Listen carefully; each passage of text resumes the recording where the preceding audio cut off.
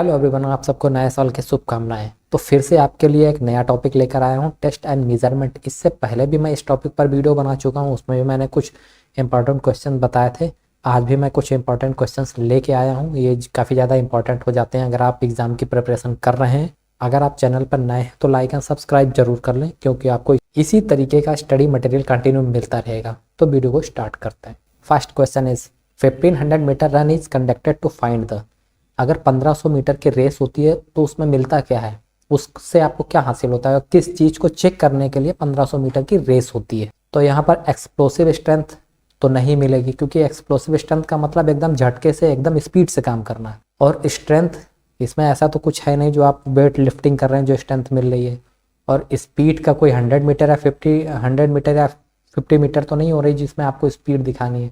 तो यहाँ पर जो आपको मिलेगा इसमें ये इंडोरेंस एबिलिटी मिलेगी। ठीक है, तो यहाँ पर जो क्वेश्चन का आंसर होगा, क्वेश्चन का आंसर ए होगा, endurance ability. Coming on second, the best training method for development of endurance is. अगर आप इंडोरेंस को डेवलप करना चाहते हैं, सहन शक्ति को डेवलप करना चाहते हैं, तो उसमें बेस्ट मेथड कौन सा है, इसके बारे में पूछा गया है। तो यहाँ पर आप देख सकते हैं, तो यहाँ एक फार्टलेग ट्रेनिंग दिया गया है। फार्टलेग ट्रेनिंग का मतलब स्पीड प्ले होता है। ठीक है, उसमें जो भी वर्क करेंगे आप स्पीड से करेंगे। और सर्किट ट्रेनिंग में आपको क्या होता है, कई स्टेशंस बने होते हैं, उन पर आपको अलग अलग एक्टिविटी करनी होती है। एक होता है इंटरवल ट्रेनिंग। इंटरवल ट्रेनिंग का मतलब ये होता है कि एक निश्चित टाइम के बाद आपको कुछ टाइम का इंटरवल दिया जाएगा, उसके बाद फिर ट्रेनिंग आपकी स्टार्ट हो जाएगी।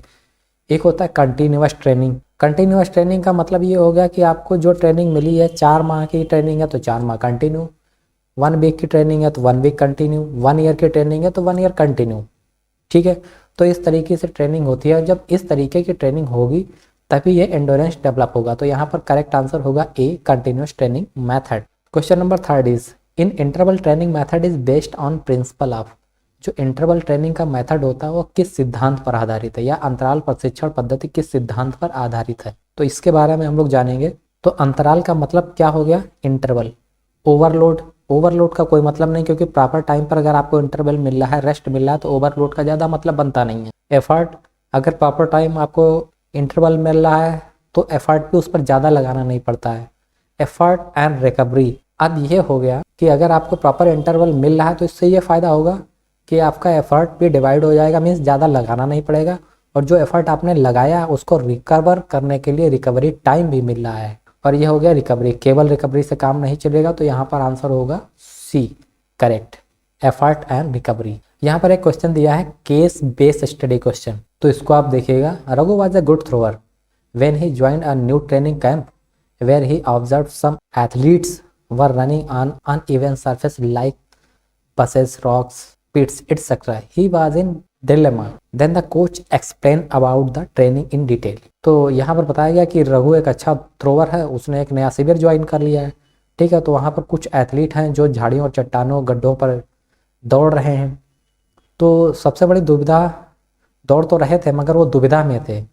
तो कोच ने उस ट्रेनिंग के बारे में उसे कुछ विस्तार से बताया उसके बारे में, तो वो किस तरीके की ट्रेनिंग कर रहे थे। तो आप यहाँ पर देखें, बसेस, रॉक्स, पिट्स, एटसेट्रा। इसका मतलब है यहाँ पर एक कंटिन्यू रन ही कर रहे थे, इन्हें कहीं भी रिलैक्स फील नहीं हो रहा था और कहीं भी इनको ब्रेक नहीं मिल रहा था। तो इस तरीके से समझेंगे। What type of training are they doing, वे किस तरीके की ट्रेनिंग कर रहे थे। तो यहाँ पर देखेंगे तो वो फार्टलेग ट्रेनिंग कर रहे थे। फार्टलेग ट्रेनिंग का मतलब होता है स्पीड प्ले। स्पीड प्ले में कंटिन्यू आपको ऐसी ट्रेनिंग करनी होती है जिसमें सारा का सारा ट्रेनिंग स्पीड से जुड़ा हो और बिना रुके करना हो। ठीक है, क्योंकि बैलिस्टिक ट्रेनिंग में भी ये मेथड नहीं होता है, इंटरवल ट्रेनिंग में भी ये मेथड नहीं होता है, और एक्सेलरेशन रन अगर कंटिन्यू किसी चीज़ के लिए दौड़ रहे हैं तो उसमें भी ये मेथड नहीं होता है। ठीक है, तो ये फार्टलेग ट्रेनिंग यहाँ होगा। अब इसी का सेकंड क्वेश्चन है स्ट्रेचिंग एक्सरसाइज इम्प्रूव्स। अब जो स्ट्रेचिंग एक्सरसाइज होती है या स्ट्रेचिंग व्यायाम से सुधार होता है, तो उसका मतलब क्या होता है। तो स्ट्रेचिंग एक्सरसाइज से क्या होता है, एक तो आपकी फ्लेक्सिबिलिटी भी बढ़ेगी और बॉडी में चोट लगने के चांसेस कम हो जाएंगे। Fartlek training is also known as, अब जो फार्टलेग प्रशिक्षण है इसको कुछ नाम और भी दिया गया है। तो जो फार्टलेग ट्रेनिंग होती है उसको स्पीड प्ले नाम दिया गया है। तो इस चीज़ का ध्यान रखिएगा, स्पीड प्ले को ही फार्टलेग ट्रेनिंग कहते हैं। नंबर 4, जो केस बेस्ड स्टडी क्वेश्चन था उसी के बारे में बात कर रहे हैं, और सारे क्वेश्चन अभी 5 से 6 उसी पर आएंगे। Which type of training method is use to develop strength. अच्छा, अब स्ट्रेंथ को डेवलप करने के लिए किस टाइप का मेथड प्रयोग किया जाता है, या पावर को डेवलप करने के लिए, ताकत को विकसित करने के लिए किस प्रकार के प्रशिक्षण पद्धति की आवश्यकता होती है। देखो, अगर ताकत को लाना है तो वहाँ पर एक्सेलरेशन रन्स का कोई मतलब नहीं, बैलिस्टिक मेथड का कोई मतलब नहीं बनता है, और इंटरवल ट्रेनिंग से भी कोई विशेष मतलब नहीं, यहाँ पर केवल आइसोमेट्रिक ट्रेनिंग होगी। ठीक है। विच type of body type is most suited for wrestling. जो लोग कुश्ती करते हैं, जो लोग कुश्ती के लिए जाते हैं, या कुश्ती के लिए किस प्रकार के शरीर सबसे ज़्यादा उपयुक्त होता है। तो कुश्ती के लिए अगर आप शरीर देखेंगे तो अगर आप एंडोमार्फ की बात करें तो एंडोमार्फ वो लोग होते हैं, आप ये कह सकते हैं कि जिनके बॉडी में मोटापा बहुत ज़्यादा होता, फैट ज़्यादा होता है। अब माइक्रोमार्फ की बात करें तो ये सूमो टाइप के लोग हो सकते हैं। अब मीजोमार्फ की बात करें तो ये एथलेटिक बॉडी के हो सकते हैं। एक्टोमार्फ की बात करें तो ये दुबले पतले लोग होते हैं। तो यहाँ पर जो करेक्ट आंसर होगा वो होगा इंडोमार्फ। इंडोमार्फ का मतलब ऐसा इंसान जिसके शरीर में लंबा चौड़ा होने के साथ साथ फैट भी ज़्यादा हो और वो उस चीज़ की प्रैक्टिस करता हो, मीन्स लंबा चौड़ा इंसान हो। आप इस तरीके से उसको डिफाइन कर सकते हैं, लंबा चौड़ा सा तगड़ा सा दिखने वाला इंसान। क्योंकि एक्टोमार्फ दुबला पतला होगा और मीजोमार्फ एथलेटिक बॉडी वाला होगा, और माइक्रोमार्फ बिल्कुल सुमो हो जाएगा, तो फिर वो नहीं। एंडोमार्फ का मतलब लंबा चौड़ा पहलवान टाइप का हो, वो रेसलिंग के लिए उपयुक्त होगा। विच component of physical fitness is most important for a sport like wrestling. अच्छा, अगर आप कुश्ती कर रहे हैं, ठीक है, कुश्ती जैसे खेल के लिए शारीरिक फिटनेस का कौन सा घटक सबसे महत्वपूर्ण, अगर आप कुश्ती के लिए जा रहे हैं तो कौन सा घटक सबसे ज़्यादा महत्वपूर्ण है, फिजिकल फिटनेस कंपोनेंट कौन सा है जो सबसे ज़्यादा महत्वपूर्ण है। तो कुश्ती में अगर सबसे ज़्यादा महत्वपूर्ण है तो वो आपको स्ट्रेंथ देखनी पड़ेगी, क्योंकि स्पीड होती है मगर स्पीड का इतना काम नहीं, क्योंकि आप रनिंग तो कर नहीं रहे। इंडोरेंस की भी ज़रूरत होती है मगर इतने इंडोरेंस की ज़रूरत नहीं कि आपको 1600 मीटर रन करना है, और फ्लेक्सिबिलिटी इतना भी नहीं होना है कि आपको जिम्नास्टिक करना है। ठीक है। तो यहाँ पर अगर सबसे ज़्यादा जो कुछ चाहिए होगा वो होगा स्ट्रेंथ, मीन 80% आपको स्ट्रेंथ चाहिए, और बाकी जो 20% है उसमें आपको ये तीनों चीज़ें चाहिए। Isotonic exercise helps in enhancing. तो जो आइसोटोनिक व्यायाम होते हैं बढ़ाने में मदद करते हैं। देखो, आइसोटोनिक से सबसे ज़्यादा अगर कुछ बढ़ता है तो बढ़ती है स्ट्रेंथ। सबसे ज़्यादा अगर इनमें कुछ बढ़ेगा तो स्ट्रेंथ बढ़ेगा, और उसके बाद अगर कुछ बढ़ता है तो मसल्स मास बढ़ता है। एंडोरेंस एबिलिटी बढ़ती है मगर इतनी नहीं बढ़ती, और स्पीड आप इसको मान के चले 5%, ऐसा मान के चलें इतनी बढ़ती है। तो यहाँ पर करेक्ट आंसर होगा B, strength. High pressure over muscles can be seen in this set of exercise. व्यायाम के इन सेटों में मांसपेशियों पर उच्च दबाव देखा जा सकता है। तो मांसपेशियों पर उच्च दबाव किस में देखा जाएगा? बैलिस्टिक में कोई मतलब नहीं, आइसोमेट्रिक में पूरे शरीर पर वर्क होता है। तो जहाँ पर पूरे शरीर पर वर्क होता है या एक साथ बॉडी के कई पार्ट इन्वॉल्व होते हैं तो वहाँ पर भी दबाव देखा जा सकता है। और आइसोटोनिक का मतलब आप कोई एक्सरसाइज कर रहे हैं किसी एक पार्ट के लिए, तो आप किसी एक पार्ट के लिए कोई एक्सरसाइज करेंगे तो वहाँ पर ज़्यादा दबाव देखा जाएगा। तो यहाँ पर आपका आंसर सी सही हो जाएगा, ए और B. This training method is considered as best method to develop endurance. अच्छा, अब इसमें आपको बताना है इस प्रशिक्षण पद्धति को सहन शक्ति विकसित करने का सबसे अच्छा तरीका माना जाता है। तो कौन सी पद्धति है? ठीक है, तो यहाँ पर इंटरवल ट्रेनिंग में क्या है, आपको एक ट्रेनिंग का टाइम होगा और बीच बीच में इंटरवल मिलता रहेगा, तो आपकी रिकवरी होती रहेगी।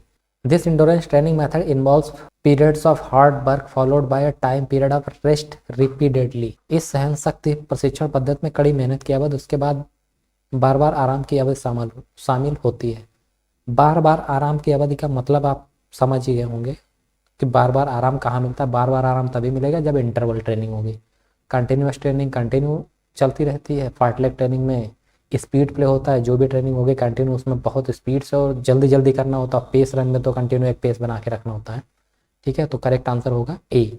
तो यहाँ पर एक आप स्ट्रक्चर देख पा रहे हैं। ठीक है, इस स्ट्रक्चर में देखिए स्टार्टिंग पॉइंट में जॉगिंग है, रनिंग है, फिर स्प्रिंटिंग है, वॉकिंग है, एक्सरसाइज है, पुशअप्स है, फिर फ्रॉग जंप है, हॉपिंग है, और यहाँ स्लो रनिंग है, फास्ट रनिंग है, स्प्रिंट है और रनिंग फास्ट है। तो कुल मिला के एक सर्किट ट्रेनिंग जैसा बना दिया गया है कि जगह जगह पर आपको अलग चीज़ें करनी है, मगर अलग चीज़ों में आपने देखा होगा कहीं पर भी स्लो नहीं है, या कहीं पर आपको ऐसा रेस्ट नहीं मिल रहा है कि आप जॉगिंग से करके आए तो रनिंग में रेस्ट मिल जाए, रनिंग में आए तो स्प्रिंट में रेस्ट मिल जाए, वॉकिंग में रेस्ट मिल जाए।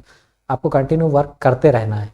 ठीक है, तो ये जो सर्किट है वो स्पीड प्ले का है, या मीन्स इसको आप फार्टलेग ट्रेनिंग का सर्किट भी कह सकते हैं। तो यहाँ पर एक जो सर्किट दिखाया गया इससे रिलेटेड कुछ क्वेश्चंस हैं, इनको आप देख लीजिए। Number 1, from the above picture it is identified as training method. तो मैंने आपको ये बता दिया था कि जो ऊपर पिक्चर दी गई है इसको कहते हैं fartlek training. The above training method helps in increasing the.